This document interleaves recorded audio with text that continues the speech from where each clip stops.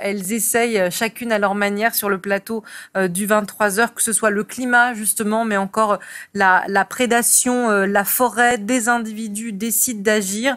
Vous en parlez évidemment dans Oui Demain, notre partenaire pour changer d'époque, Armelle Auger. Bonsoir Armelle. Bonsoir. Vous dressez le portrait de trois guerriers. On va s'arrêter sur un film en particulier d'un Et un homme, guerrier assez étonnant. un guerrier qui se bat pour la forêt.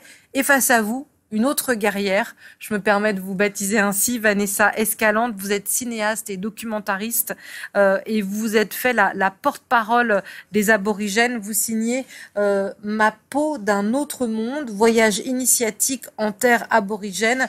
J'avoue, quand on a vu ce titre et cette couverture, on a eu envie de vous inviter tout de suite. Vous comprenez, madame, vous avez vous-même fait des documentaires. Armelle va nous parler de ce héros d'un documentaire. Vous comprenez, vous avez envie, est-ce que c'était une démarche de militante au départ ou plus de la curiosité, envie de découvrir? Pas du tout militante. J'ai toujours été guidée par l'instinct. J'ai eu envie de rencontrer ces peuples du lointain. J'avais aucune connaissance culturelle, mais quelque chose m'appelait vers ce pays, cette terre. Et j'ai compris après pourquoi j'ai fait les choses, mais j'ai toujours agi par instinct. Et ce sont aujourd'hui, vous êtes allé en Australie à la rencontre on dit les aborigènes, mais ils sont une multitude, ils sont très différents avec des coutumes, des ancêtres, des rites, chacun différent. Je sais pas, on va peut-être pouvoir voir les images que vous nous avez envoyées. Vous avez documenté des cérémonies, des transmissions. Ce sont des gens qui vivent à l'inverse de nous, pour le coup au plus près de la nature et de cet environnement qui est si menacé? Alors, il y a encore des communautés qui sont très traditionnelles, qui sont encore sur leur terre d'origine, mais il y a eu aussi toute une génération d'enfants métis volés. Il y a une grande descendance aborigène assimilée aujourd'hui dans les villes. Mais oui, je suis allée à la rencontre de certaines communautés et familles qui vivent encore de façon traditionnelle, même si ils ont les voitures, le téléphone portable, mais qui continuent encore certains rituels, notamment initiatiques. Donc j'ai, notamment en 2018, fait un documentaire j'ai été invitée pour filmer des initiations masculines. Et les dernières initiations, parce que les jeunes ne veulent plus s'initier aujourd'hui de façon traditionnelle. Initier, si on n'a pas lu votre livre, c'est on transmet les coutumes, vous devenez partie du groupe. Alors l'initiation, c'est à différents âges pour que les jeunes garçons deviennent des hommes. Donc on leur transmet un certain nombre de savoirs après avoir passé certains rites. Je ne sais pas s'il faut les nommer, mais en tout cas, il y a plusieurs rites initiatiques.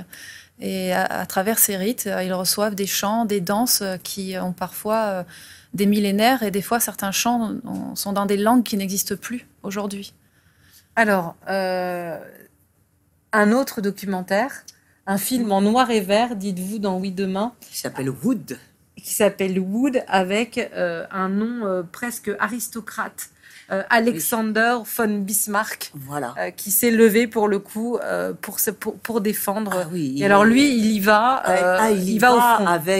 En prenant énormément de risques et avec des méthodes qui sont les siennes, c'est-à-dire celles d'un policier. C'est un véritable... Sa vie est un thriller en continu, c'est-à-dire qu'il a créé, donc il dirige l'agence d'investigation pour l'environnement, et le terme investigation prend toute sa valeur avec lui. C'est-à-dire qu'il met énormément de temps sur ses enquêtes, il cerne des lieux, donc ce sont les forêts, le bois, qui est son idée fixe de cette catastrophe qui se déroule dans les forêts. Et donc, il traque, il fait des filatures, il fait des planques, il veut ramener des preuves qu'il ensuite montre. Donc là, elles font l'objet notamment d'un documentaire, elles font l'objet de manifestations, et il arrive à faire bouger les choses, à faire bouger les lois. Parce que ces forêts sont l'objet d'un commerce énorme, c'est, je crois, 150 milliards de dollars par an, et c'est un commerce total, enfin, pour beaucoup, très opaque. très opaque. Et là, il rencontre, on y voit alors là des mafieux russes, des commerçants, des négociateurs chinois, des entrepreneurs autrichiens, des bûcherons roumains. Tout ce petit monde se retrouve pour exploiter la forêt, mais de façon absolument pas légale, avec des abattages clandestins et avec justement un patrimoine qui est mis à mal pour des temps extrêmement lointains, parce que on abîme vraiment très profondément. Et lui, ça fait depuis 1984 qu'il se bat pour les forêts, et il arrive en Roumanie où il y avait un très beau écosystème de forêt qui commençait à être mis à mal. Et ben il y a eu comme ça, avec cette transparence, lui son mot clé c'est la transparence, un commerce du bois, d'accord, mais transparent. Et on est aussi tous on fait partie aussi tous de ce jeu néfaste et de ce commerce.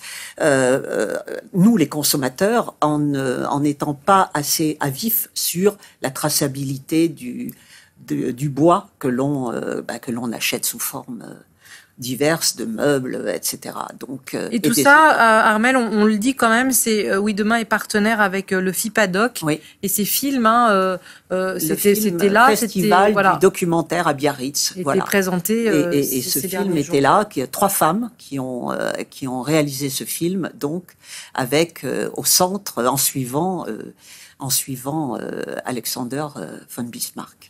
Vanessa Escalante, c'est un rapport tellement... Alors, il y a ce combat de ce monsieur pour préserver la nature, le bois, les arbres, mais c'est vrai que le commerce, la prédation, on coupe tout sans rien demander à personne, on tronçonne et on pense que tout nous appartient. C'est à l'opposé, enfin moi, de ce que j'ai parcouru dans votre livre et les photos que vous ramenez, c'est à l'opposé du rapport à la nature qu'il peut y avoir dans les gens qui vous ont accueillis. Oui, complètement. Oui, c'est une souffrance énorme pour eux.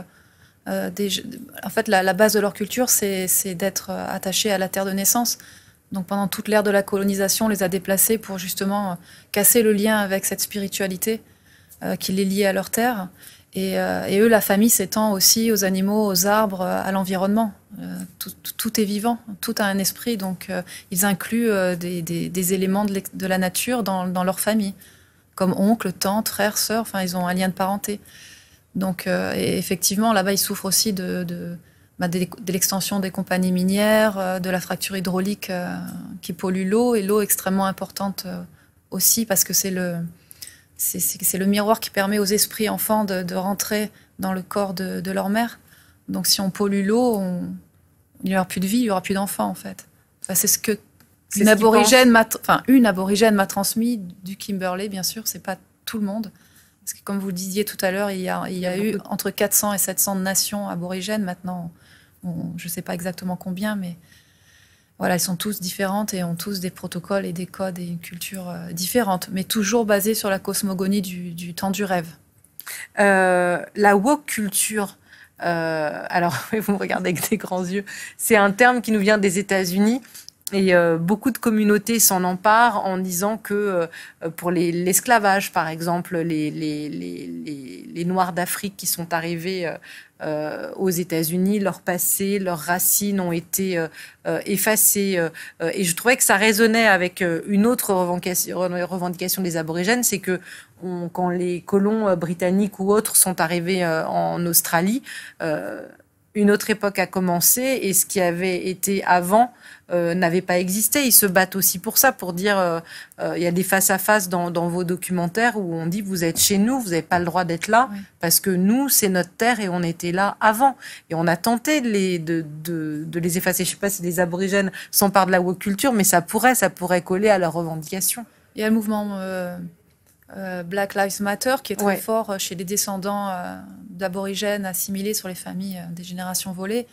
Et donc, oui, eux sont les plus forts dans ces revendications parce qu'ils cherchent une identité à travers leur combat. Et donc, il y avait énormément d'artistes de descendance aborigène et qui sont dans des mouvements comme ça. Bon, je ne connaissais pas ce terme. Hein, je vous en prie, c'est un anglicisme. Voilà. Et donc, oui, c'est des combats très, très forts et qui vous emportent. Hein. Moi, c'est sûr que ça m'a...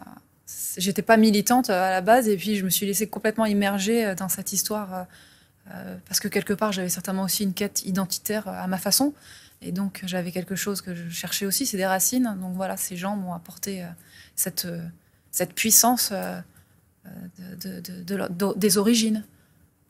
Et vous avez envie de les défendre aujourd'hui, de défendre cette cause aussi. Vous êtes devenue l'une des leurs. Je peux pas dire ça parce qu'il faudrait qu'ils le pensent aussi, mais en tout cas, ils vous le disent.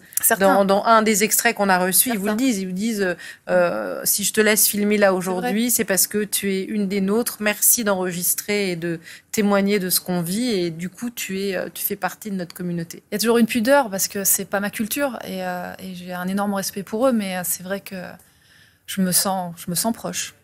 Merci beaucoup Vanessa Escalante, Ma peau d'un autre monde, un très beau titre pour un très beau livre. Merci de votre témoignage.